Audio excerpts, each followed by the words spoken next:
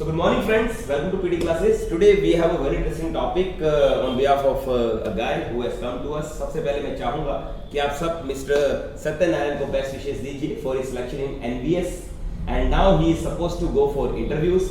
Written exam clear किया है, इसके लिए बेस्ट विशेस तो बनता है, राइट सत्यनारायण? So हमारी बेस्ट विशेस है आपको. You belong to particular Jaipur itself? आप जयपुर सिटी से बिलोंग करते हैं? Yes sir. That's great. तो आज ये टॉपिक डिस्कस करने जा रहे हैं since he is a person of commerce. आपने नेट कितनी बार क्लियर किया?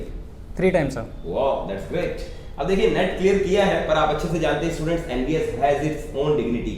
NBS, KVS, APS. और आप अच्छे से जानते हैं एक और बात कि अभी तक हमने जितने भी आपको केवीएस के वीडियोस दिखाए थे, केवीएस के इंटरव्यूज के कैंडिडेट्स दिखाए थे, सबसे पहली बात they were from all India, different corners of India. We have Chhattisgarh से हमारे पास गर्ल थी, आपको कांग्रेचुलेशन देता हूं, वो सिलेक्ट हो चुकी है.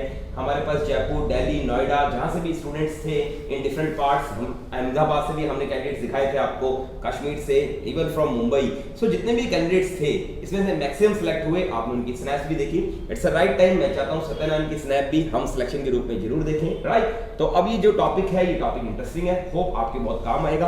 And the topic name is bank reconciliation statement, isn't it? Yes sir. तो मैं चाहता हूं सारा आप हैंडओवर करिए और अच्छे से अपने हिसाब से इस चीज को एक्सप्लेन करिए. Okay, so best wishes. Okay, yes please carry on. Hello students, आज हम पढ़ेंगे बैंक रिकंसिलिएशन स्टेटमेंट. इसका मतलब होता है बैंक समाधान विवरण. ये एक ऐसा स्टेटमेंट होता है जो कि पासबुक और कैशबुक दोनों के डिफरेंस को शो करता है. कई बार क्या होता है, वैसे जनरली देखा जाए तो पासबुक में और कैशबुक में डिफरेंस नहीं होता है, लेकिन कई बार कुछ कारणों से इन दोनों में डिफरेंस आ जाता है और उस डिफरेंस का पता लगाने के लिए हम क्या बनाते हैं, बैंक रिकंसिलिएशन स्टेटमेंट. तो देखिए फ्रेंड्स, हम देखते हैं वो कारण जिनकी वजह से इनमें डिफरेंस आता है और वो कारण निम्न है. इसमें क्या करेंगे, सबसे पहले तो हम क्या करेंगे, चाहे तो हम पासबुक का बैलेंस ले सकते हैं, चाहे कैशबुक का बैलेंस ले सकते हैं. दोनों में से कोई सा भी बैलेंस जो अपने लिए सूटेबल हो वो हम ले सकते हैं. तो हमने यहाँ पे लिया हुआ है बैलेंस एज पर कैशबुक. जो हमारे कैशबुक के अंदर जो बैलेंस दिखा रहा है उस बैलेंस को हम क्या करेंगे, लिखेंगे. और कैशबुक का बैलेंस 2 तरीके का होता है, एक क्रेडिट हो सकता है या डेबिट हो सकता है. डेबिट का मतलब होता है कि हमारे पास बैंक में पैसे पड़े हैं, और क्रेडिट का मतलब होता है कि बैंक से हमने ओवरड्राफ्ट लिया हुआ है, यानी जितने हमारे बैंक में जमा थे उससे ज्यादा हमने लिया हुआ है बैंक से. अब इसमें डेबिट बैलेंस है. डेबिट बैलेंस का मतलब है हमारे पैसे बैंक में जमा हैं और वो कितना भी अमाउंट हो सकता है. अब इसमें कुछ अमाउंट हमको लेस करना पड़ेगा और कुछ ऐड करना पड़ेगा. उनका कारण ये है कि कई अमाउंट ऐसे होते हैं जो जिनकी एंट्री पासबुक में हो चुकी होती है लेकिन कैशबुक में नहीं होती, तो उनको हम ऐड कर देंगे. और जिनकी कैशबुक में हो चुकी है लेकिन पासबुक में उसकी अभी तक कोई एंट्री नहीं हुई है, उसको हम क्या करेंगे, लेस कर देंगे. तो देखिए फ्रेंड्स, ऐड करेंगे हम इसमें. अब ऐड करने का रीजन ये है कि हमारा जो भी अमाउंट शो कर रहा है कैशबुक के अंदर, उस अमाउंट में हमको इंक्रीज करना है ना. तब भी हम क्या करेंगे, पासबुक के अमाउंट के इक्वल जाके पहुंचेंगे.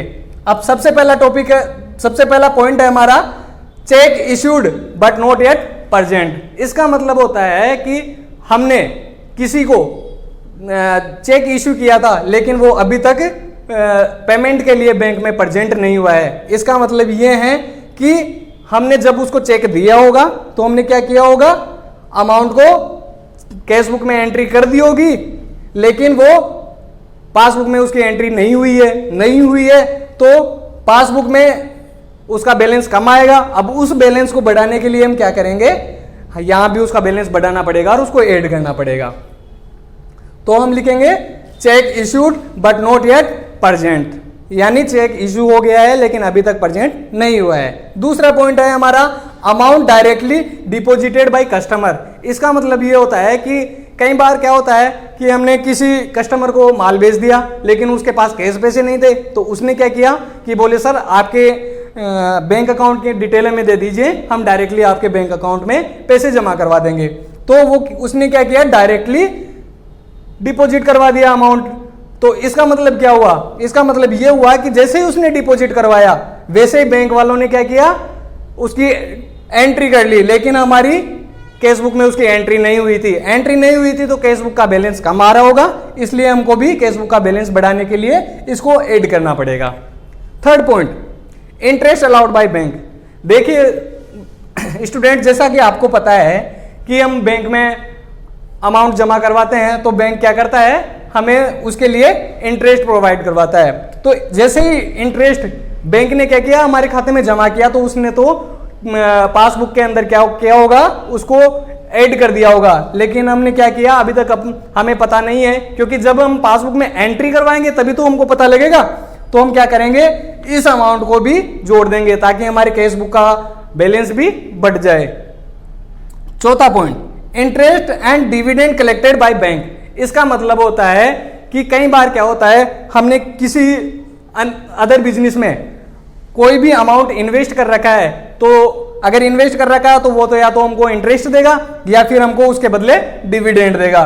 तो हम क्या करते हैं, कई बार हमारा बैंक अकाउंट उससे डायरेक्ट लिंक करवा देते हैं ताकि वो इंटरेस्ट और डिविडेंड सीधे हमारे बैंक अकाउंट में आ जाए और हमको वो इंटरेस्ट और डिविडेंड लेने के लिए वहां नहीं जाना पड़े उसके पास में।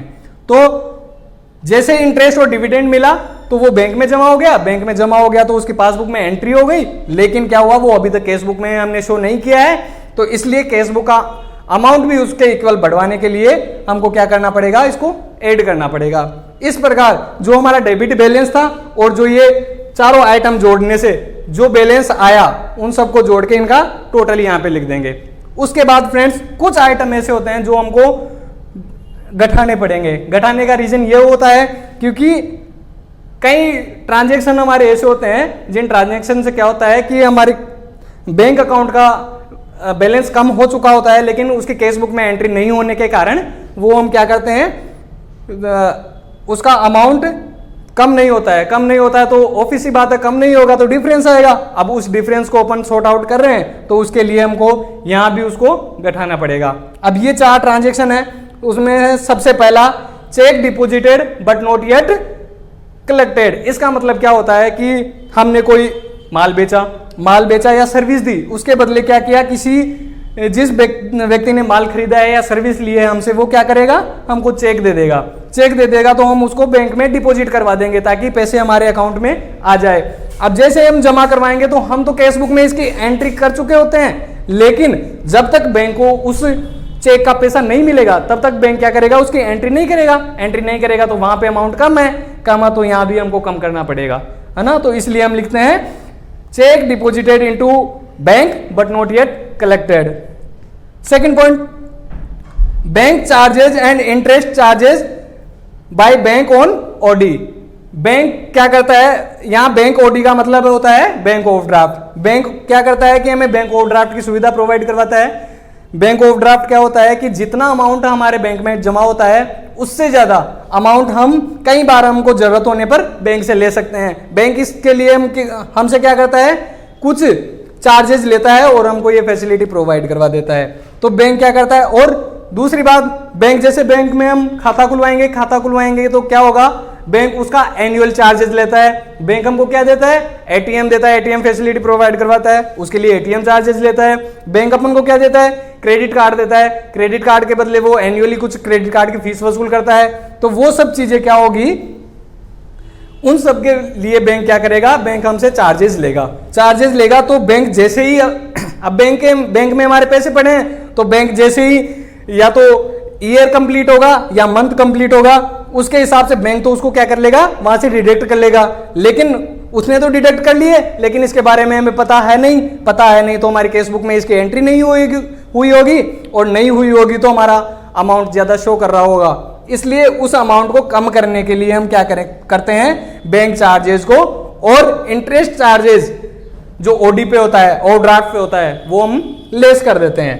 तीसरा point, payment made by bank under the standing order. कई बार क्या करते हैं हम, बिजनेस में डेली रूटीन के कई खर्चे होते हैं, जैसे बिजनेस के लिए कोई मशीन ले ली। अब मशीन ले ली तो वो हैवी अमाउंट था तो उसका एक साथ पे नहीं कर पाए तो हम क्या बोले सर आप ऐसा करो कि हमें इंस्टॉलमेंट में ये दे दो और हम महीने के महीने आपको उसका पेमेंट कर देंगे। तो अब उसके लिए क्या होता है, अब सामने वाला सिक्योरिटी के लिए क्या करता है, अपनी बैंक डिटेल लेता है और कहता है कि जैसे ही महीने पे आपके पैसे आएंगे हम आपके बैंक अकाउंट से वो पैसे काट लेंगे। तो हम कई खर्चे ऐसे होते हैं, जैसे इंश्योरेंस का हुआ, एनुअली हम इंश्योरेंस की अमाउंट जाता है, इंस्टॉलमेंट जाती है, वो हो गया। उसके अलावा भी कई खर्चे हो सकते हैं, जैसे अपने बिजली का पेमेंट हो गया, बिजली के बिल का पेमेंट हो गया। तो उनके लिए क्या करता है कि बैंक डायरेक्टली उसको डिपॉजिट करवा देता है। अब बैंक से जैसे ही उसने बैंक से पैसे कटेंगे अकाउंट से, तो उसने तो एंट्री कर ली होगी, लेकिन हमारे कैश बुक में अभी तक एंट्री नहीं हुई है। उसका इफेक्ट ये पड़ेगा कि हमारी पासबुक का बैलेंस तो कम हो जाएगा, लेकिन कैश बुक का भी नहीं हुआ है। इसको कम करने के लिए भी हम यहाँ पे इसको डिडक्ट करते हैं।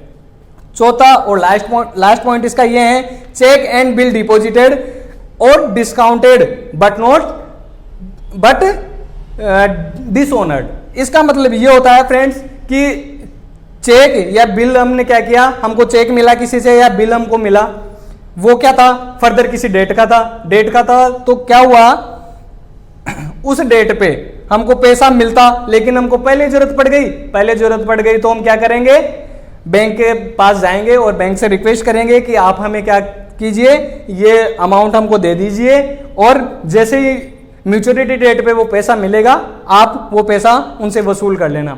बैंक ये फैसिलिटी भी हमें प्रोवाइड करवाता है। अब बैंक ये फैसिलिटी प्रोवाइड करवाएगा तो उसके बदले क्या करता है, बैंक कुछ चार्जेस काट के, जो कि बहुत ही नॉमिनल होते हैं, वो काट के क्या करेगा, हमको हमारे चेक का या बिल का भुगतान कर देगा। अब भुगतान कर दिया बैंक ने तो, पर जब मैच्योरिटी डेट थी उसकी, परिपक्वता तिथि थी, तो उस दिन क्या हुआ, उस दिन जो जिसने हमको चेक दिया है या बिल दिया है उसके अकाउंट में बैलेंस नहीं था, तो वो डिसऑनर्ड हो जाता है। तो बैंक के पास पैसा नहीं पहुंचा है, तो बैंक ने क्या किया होगा, हमारा अमाउंट उससे डिडक्ट कर दिया होगा पासबुक के अंदर। लेकिन कैश बुक में अभी तक उसकी कोई ऐसी एंट्री नहीं हुई है, तो इसका इफेक्ट क्या पड़ेगा कि कैश बुक का बैलेंस ज्यादा आ रहा है, अतः इस कैश बुक का बैलेंस कम करने के लिए उसको हम यहां से लेस कर देंगे। इस प्रकार ये चारों ट्रांजैक्शन हो गए। चारों ट्रांजैक्शन से क्या किया हमने, क्रेडिट साइड में इसको लिख दिया, डेबिट साइड इसका मतलब बैंक में इतना पैसा जमा है, क्रेडिट का मतलब ये अमाउंट बैंक से कट चुका है और इसको हमने यहाँ घटा दिया है। अब घटा दिया ना, तो चारों को यहाँ पे घटाएंगे।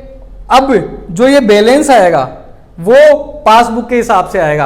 अब देखिए फ्रेंड्स, यहाँ बहुत ही मजेदार बात ये है कि कैश बुक और पासबुक दोनों का बैलेंस मैच करने के लिए ही हम क्या बनाते हैं, बैंक रिकंसिलिएशन स्टेटमेंट।